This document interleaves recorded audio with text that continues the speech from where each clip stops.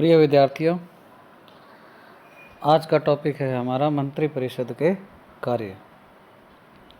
इससे पूर्व हम लोगों ने मंत्रिपरिषद के बारे में पढ़ा था। मंत्रिपरिषद की नियुक्ति अर्थात मंत्रियों की नियुक्ति किस प्रकार होती है, कितने प्रकार के मंत्री होते हैं, उनका शपथ इत्यादि के बारे में, उनकी जो पदमुक्ति है या उनकी जो अवधि है उसके बारे में पढ़ा था, कार्यकाल के बारे में।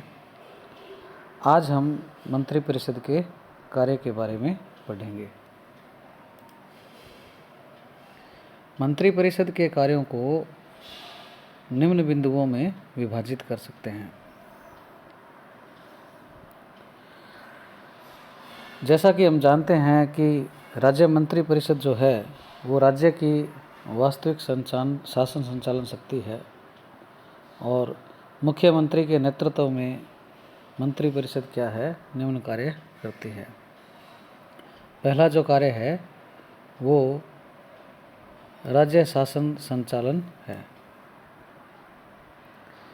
राज्य सरकार के अधीन कार्यरत समस्त प्रशासकीय, अर्ध प्रशासकीय तथा स्वायत्तशासी जो प्रशासनिक संस्थाएं हैं उन पर क्या है, मंत्रिपरिषद का नियंत्रण रहता है। राज्य सरकार के कार्यक्षेत्र में स्थापित तथा संचालित समस्त प्रशासनिक संरचनाएं राज्य सरकार के किसी न किसी विभाग के अधीन होती है और सरकारी विभागों के शीर्ष पर राजनीतिक मंत्री होते हैं। मंत्री अपने अधीन विभाग के सचिवों तथा अन्य अधिकारियों के माध्यम से प्रत्येक कर्मचारी तथा विभागीय गतिविधियों को नियंत्रित निर्देशित करता है। किसी भी विभाग के अधीन कार्यरत कार्यालय में हुई अनियमितता तथा लापरवाही सीधे संबंधित मंत्री को प्रभावित करती है। अतः मंत्री का यह दायित्व है कि वह अपने विभाग के उद्देश्यों, लक्ष्यों, कार्यक्रमों एवं दायित्वों के प्रति सतत जागरूक रहे। दिन प्रतिदिन के जो प्रशासनिक कार्य हैं तथा उच्च स्तरीय जो निर्णय हैं वो मंत्री महोदय की कुशलता पर ही निर्भर करते हैं। दूसरा जो कार्य है वो है नीति व कार्यक्रम निर्माण।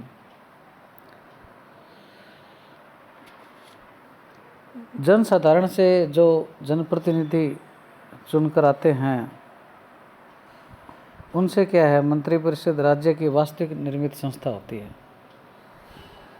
राज्य के विकास को गति देने, चुनावी वायदों को पूरा करने, आम आदमी की मूलभूत सुविधाएं पूरी करने तथा जन कल्याण व शांति के अन्य उद्देश्यों की पूर्ति के लिए नीतियां और कार्यक्रम बनाए जाते हैं। मंत्रिपरिषद के द्वारा इन नीतियों का निर्माण मुख्यमंत्री के नेतृत्व में होता है। जो संबंधित राजनीतिक दल की जो मान्यताएं हैं और उनकी जो कार्यशैली है उससे क्या है, वो नीतियां और कार्यक्रम प्रभावित होते हैं। मंत्रिमंडल की बैठकों में नीतियों का निर्माण और अन्य महत्वपूर्ण निर्णय हो जाने पर सभी मंत्रियों को स्वीकार करने होते हैं। असहमति रखने वाले को त्यागपत्र देना पड़ता है, लेकिन नौकरशाह, प्रेस तथा जनसाधारण के बीच खुलेआम अपनी ही सरकार की नीतियों की आलोचना मंत्री नहीं कर सकते। जिस विभाग से संबंधित नीति या कार्यक्रम बनता है उसके मंत्री को संबंधित नीतिगत निर्णय को लागू करने के लिए आवश्यक सूचनाएं हैं, तथ्य हैं या जो भी उसके लिए आधार हैं, बेसेस हैं, वो सब तैयार करने पड़ते हैं। मंत्री को इस काम के लिए सचिवों की व अन्य विशेषज्ञ अधिकारियों से सहायता प्राप्त होती है। विधानसभा में राज्यपाल द्वारा जो अभिभाषण पढ़ा जाता है उसको मंत्रिपरिषद ही तैयार करता है और उसमें संबंधित सरकार की नीतियों के बारे में बताया जाता है। तीसरा जो मंत्रिपरिषद का कार्य है विधि व नियम निर्माण। संविधान की जो राज्य सूची है उसमें जो विषय बताए गए हैं उन पर क्या है, राज्य सरकार को कानून बनाने का या विधि बनाने का अधिकार है। राज्य का जो विधानमंडल है, व्यवस्थापिका है, उसमें नए कानून या जो पहले से कानून चल रहे हैं उनमें संशोधन के लिए विधेयकों का निर्माण किया जाता है। उनकी रूपरेखा, उनके जो आवश्यक प्रावधान हैं उसमें क्या है, उनको जोड़ा जाता है और व्यवहारिकता के क्रम में प्राय मंत्रीगण क्या है, विचार विमर्श करते हैं। सरकारी विधेयक जो हैं मंत्रियों के द्वारा राज्य विधानमंडल में प्रस्तुत किए जाते हैं। विधानमंडल में प्रत्येक विधेयक पर व्यापक विचार विमर्श, बहस भी होती है और सत्तारूढ़ दल की जो मंत्रिपरिषद है विधेयकों की अनुमति रखने से पहले उसके प्रत्येक पक्ष को क्या है, भली भांति जांचती है ताकि विपक्षी जो हैं, विपक्षी सदस्य हैं, उनकी शंकाओं का, उनके प्रश्नों का क्या है, उत्तर दिया जा सके। राज्य विधानमंडल में मंत्रिपरिषद द्वारा प्रस्तुत विधेयक का पारित न होना एक प्रकार से क्या है, सरकार की पराजय मानी जाती है। इसी प्रकार राज्यपाल के द्वारा जो अध्यादेश जारी होते हैं उसको भी क्या है, मंत्रिपरिषद ही तैयार करता है।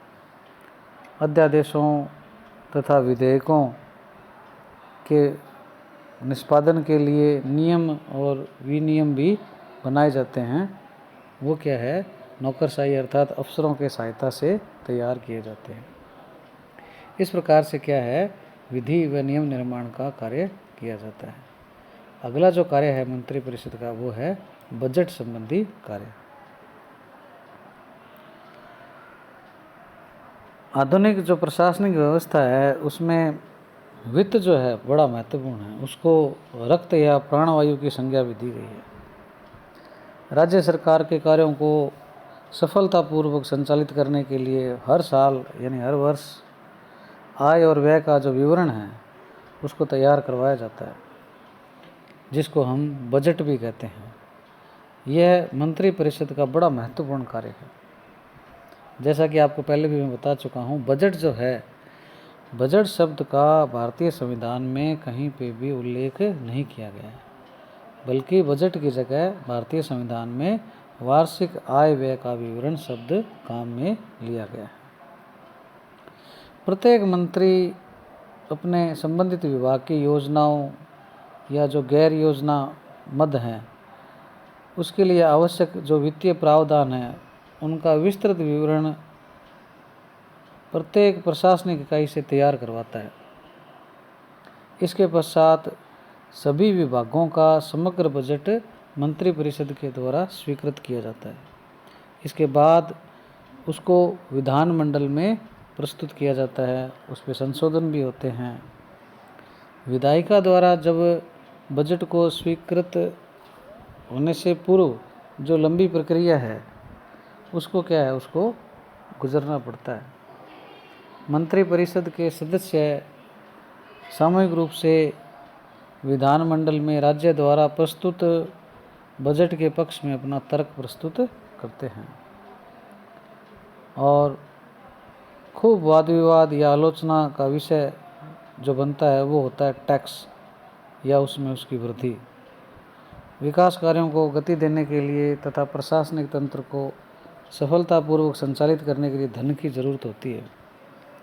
यह धन जो है जन साधारण की सेवा के बदले कर के रूप में एकत्र किया जाता है। व्यय को बढ़ाने से पहले आय की गणना भी सुनिश्चित करनी जरूरी है। विपक्षी दल जो होता है वो सरकार द्वारा जो प्रस्तावित कर है उसके बारे में उस पर क्या है, अपना विरोध करते हैं। इस प्रकार बजट का निर्माण विधायिका द्वारा उसकी स्वीकृति और स्वीकृत जो बजट है उसके हिसाब से उसको लागू करना यानी क्रियान्वित करना मंत्रिपरिषद का मुख्य दायित्व है। अगला जो कार्य आता है मंत्रिपरिषद का वो है कार्मिक प्रशासन पर नियंत्रण। प्रशासनिक कार्यों की क्रियान्विति तथा शासन के लक्ष्यों की पूर्ति के लिए लोक सेवकों की जो विशाल टीम है प्रत्येक राज्य सरकार के अधीन कार्यरत होती है। राज्य की मंत्री परिषद अपने अधीन आने वाले विभागों के कर्मचारियों की भर्ती, प्रशिक्षण, पदोन्नति तथा अनुशासनात्मक कार्रवाइयों के क्रम में नीतियां तैयार करती है। इन नीतियों के निर्माण के अलावा मंत्री परिषद कार्मिकों की छंटनी, किसी विभाग को समाप्त करने या नया विभाग खोलने, नए विभाग में पद हैं उनको सृजित करने या नए पदों को सृजित करने, महंगाई भत्ता बढ़ाने, वेतनमान में संशोधन करने और जो उच्च पद हैं उन पर पदस्थापन तथा स्थानांतरण से संबंधित निर्णय भी लेती है। राज्य सेवा के जो नियम हैं उसमें संशोधन का काम भी मंत्री परिषद का होता है। राज्य सरकार के मंत्री अचानक किसी कार्यालय का दौरा कर कार्मिक तंत्र पर नियंत्रण स्थापित करने का प्रयास भी करते हैं।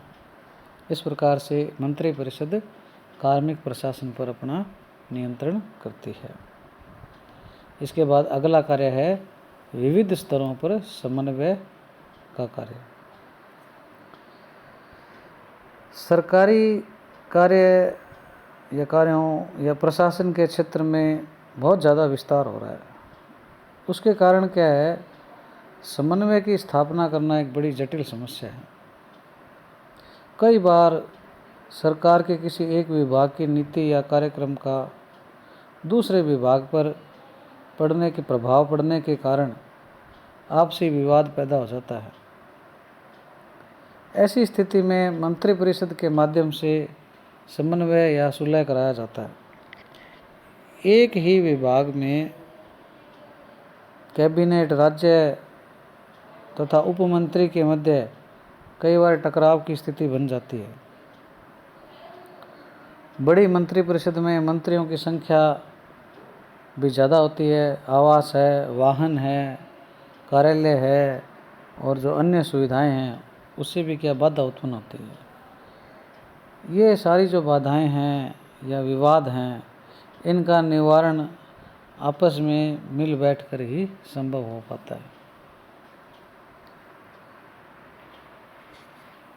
कई बार दूसरे राज्यों तथा केंद्र सरकार के मंत्रालयों के साथ समन्वय की समस्याएं भी उत्पन्न होती है, जिनका निपटारा मुख्यमंत्री के कुशल नेतृत्व में संभव हो पाता है। केंद्र के द्वारा जो योजनाएं हैं उनका क्रियान्वयन भी सफलतापूर्वक करना मंत्री परिषद का मुख्य कार्य है। इसके अलावा मंत्री परिषद के जो सदस्य होते हैं वो सार्वजनिक जो समारोह हैं, उद्घाटन कार्यक्रम हैं, उनसे भी क्या जुड़े रहते हैं और वहाँ पर अपनी सरकार की नीति को स्पष्ट करते हैं। इसके अलावा मंत्री परिषद के कुछ विविध कार्य भी हैं, जैसे राज्य की जो योजनाएं हैं उनका निर्माण करना और उनका क्या है क्रियान्वयन करना। दूसरे राज्य जो हैं, केंद्र की जो सरकार है या विदेशी एजेंसियां हैं उनसे भी क्या है वार्ता और समझौते करना। प्राकृतिक आपदाएं जो होती है उसके समय, प्राकृतिक आपदाओं के समय जो तात्कालिक सहायता है उसको देना और उस पर क्या है निर्णय लेना। कोई विशेष उद्देश्य के लिए कमेटी जो बनी हुई है उसको भी क्या है संचालित करवाना।